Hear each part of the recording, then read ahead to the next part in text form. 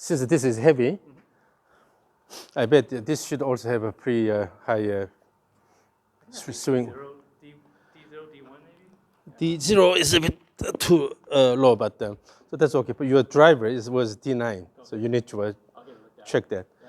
Now let's swing this. So this is a bit easy because it's light.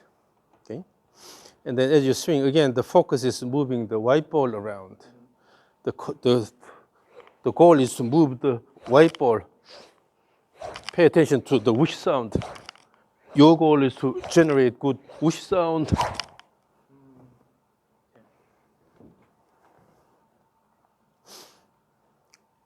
It's not about your body motion. Of course, you are using the body to move the stick, but the focus should be the white ball motion. Your focus should be generating good white ball motion. So continue swing for a while, maybe 3 or 4 times, and then let it go.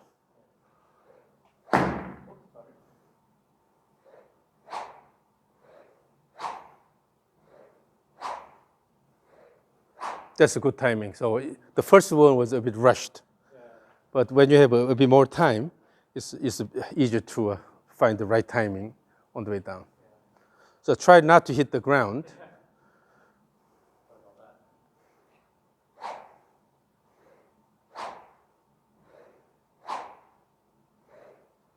Now, in the backswing, you tend to go low, going this way here. Rather, try to bring the right shoulder higher. So go to slight reverse pivot posture. It's not moving the hands high here, but more than anything, the right shoulder has to go high. Then, even if you keep the arms relatively tight to the body, still your hands goes a bit higher here. Okay. So it's important to bring the right shoulder high.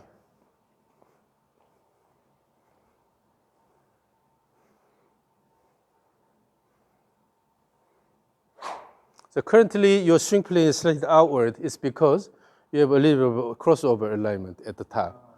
Now, we need to change the swing plane more this way here.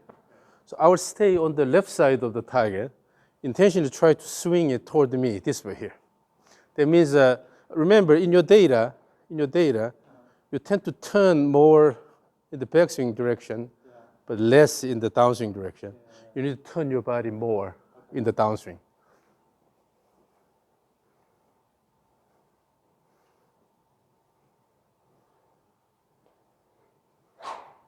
So this time, the handle was going high up and your body is turning like this. Instead,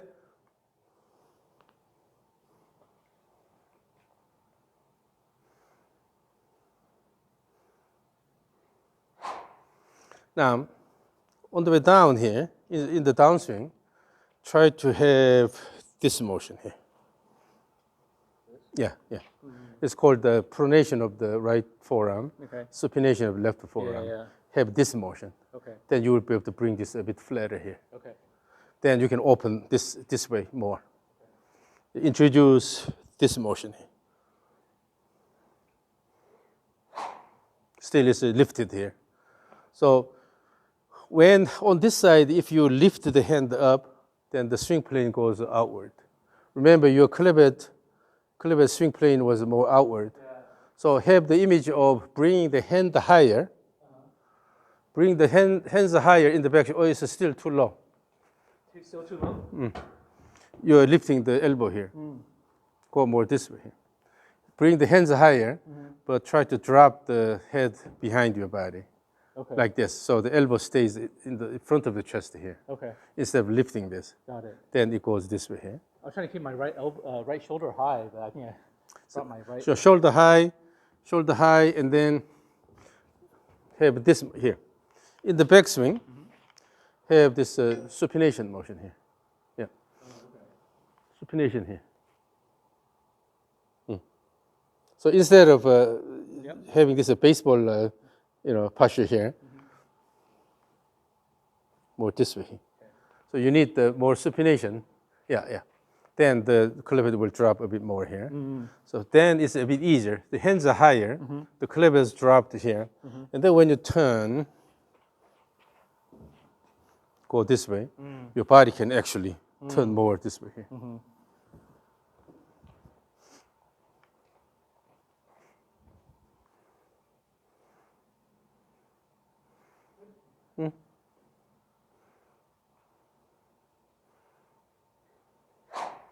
A bit rushed. From backswing to downswing, you rushed. Remember, angry at the top, that means you have to wind up, lift it here. So that's why your swing plane is outward here. If you drop this too much here, naturally this will be lifted here. So it goes this way here. So instead of dropping too much, just maintain this position. Try to turn around. Turn around. Turn this way more. You are not turning as much as you turn in the backswing direction. It's like I'm so afraid of being like over the top, I guess, that I just keep on. So go up here. If the hands are here, as long as the club head is not lifted quite high up here, if the club head is high up and you turn, then it's over the top swing here. If you drop the club head, then turn, then just the club head is moving along the swing plane. But you need to turn this way more, okay, in the backswing. So have the feel of moving the hands a bit higher in the backswing, and then in the downswing, turn the body more this way. Yes, then your left leg will be going like this. And relax your wrist a bit. Your wrist is a bit too rigid right now. So here, it's not about going to certain body posture.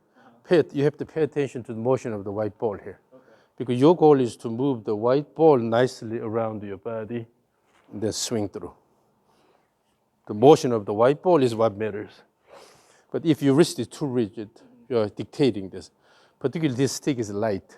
You can easily manipulate this. But you have to let the white ball move along the swing plane here. So you have to relax your wrist a little bit and then use wrist motion and the forearm motion so that you can nicely move the club head along a consistent plane, back and forth. But the bottom line is go to slight reverse posture at the top. Slight reverse posture. And then turn this way more. Yes. Yes, again. Yes. So when you bring the hands a bit lower here, you can nicely turn around. If the hands are dropped early, look at this. If the hands are dropped early, then if the hands are lifted, it's hard to turn this way. Then automatically the swing plane becomes outward. They talk about like swinging low left, right? But it's hard for me. I couldn't do it. But now it looks good. So bring the hands a bit lower here, a bit closer to your body on the way down, and then turn this way. Yes.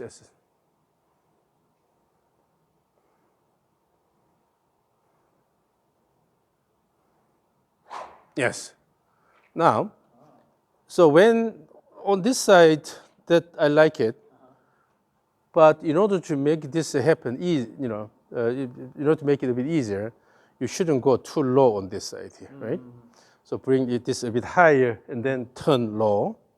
Go a bit higher here, turn low. So like, is it kick the ball fine? Like that? That's okay. Yeah, that's okay. From there, guide it this way, turn more this way. Yeah. Yes. And then your swing is also quite active. You're using the body. Particularly on the way down, in the downswing, if you don't use the body that well, that means you're using mostly your arms here, right? Go here and then try to go outward. So it's hard to use your body. But in order to use the body well, the legs, you have to have a good turn this way here.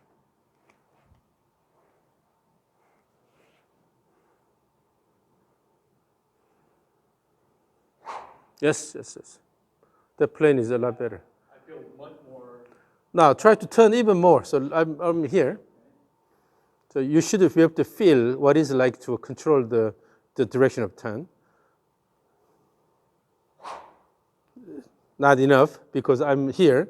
You're swing this way here, this way. In order to do that, you shouldn't go flat in the backswing. If you start with the flat backswing, it's hard to turn this way. So bring the hands a bit higher in the backswing. And then another way to do that is, so when you practice this, you introduce the trigger motion. So using this trigger here, try to guide, you have to tell yourself, oh, this is the swing plane here. If this goes a bit higher here, backswing goes low here. So if you keep it a bit flatter here, from here, if you continue this motion, this will go a bit steep on this side. So using the trigger plane here, now this is good plane here. Go back, stick to that plane here. Got it. So use the trigger motion. Use this side to dictate. Yeah. Yeah, I see what you're saying. Yep. If it's here, then Yeah. have to go here. Yeah. If it's there, then it'll go low. Yes, yes.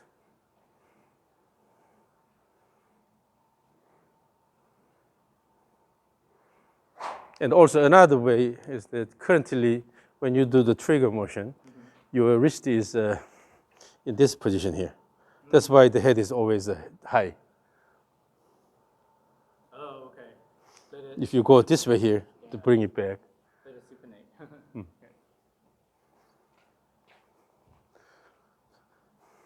Okay. Yep, yep. Again.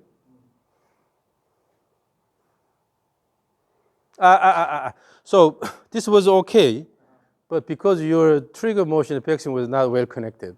So what happened was you got here, and then, Oh, so from here, from this position, got it. Don't. so the trigger guides your backswing, Yeah. your backswing guides your downswing. So that means that you are turning your body too early, your shoulder too early. We see in the data, we saw that your shoulder line reaches peak angular velocity earlier than the pelvis in the backswing, right? It's because from here, your initial action is turning the shoulder here. Instead, move the body, and then you have to guide it in the right direction. Instead of go here, and then if you quickly turn the shoulder here, then it goes flat. Yes, yes, yes. You have to guide everything. It's all connected. Huh? Like that. That way you can control the swing plane. So nothing is just done for no reason. Okay? The trigger guides the backswing plane. The backswing guides the downswing plane. But these are all one continuous motion. So you have to do this with the purpose. Particularly feel the swing plane. Yeah. So if everything is working together, then it's easy to create the swing plane you intend. But if you keep turning the shoulder too quickly in the backswing, then it goes flat. It's hard to find the right path in the downswing. So now I'm again here, try to guide it this way.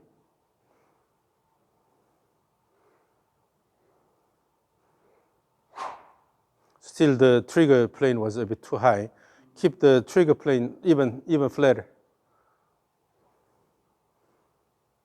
So in order to control the swing plane well, you really need to use the pronation supination well here. With this, you can control the motion correctly. But if this is rigid and you just turn this way, the head is always high. Yeah, use the pronation supination well. That way you can develop good swing plane.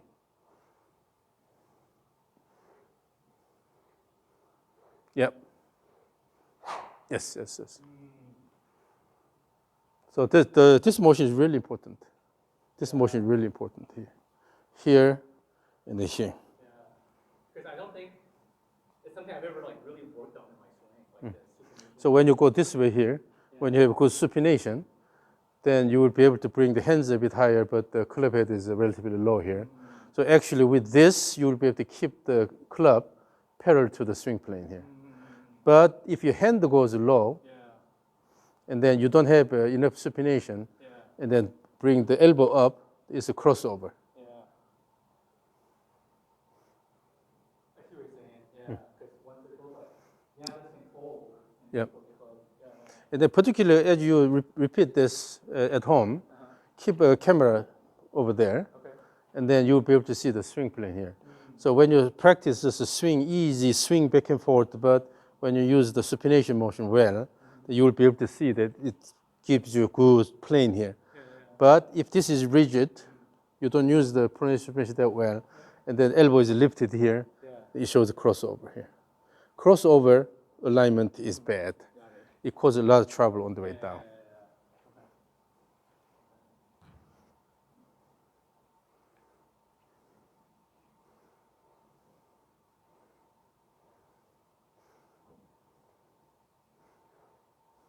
Yes. So when that happens, you really feel the rotation about the spine axis here. Turn here, turn this way, turn this way. I don't think I've ever, like, in my golfing career, I've ever, like, finished a round. So when you swing, you turn this way, you have to stand on the lead side.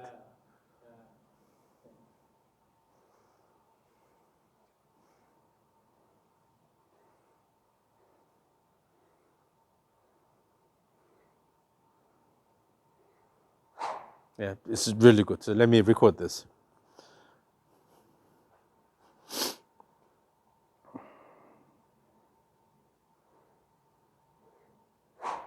Again.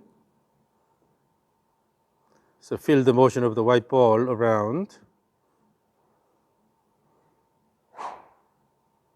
So more than anything, you have to have a good image of the plane you want to generate, and then make sure everything is moving along that plane here. Yeah. So feel the motion of the white ball around.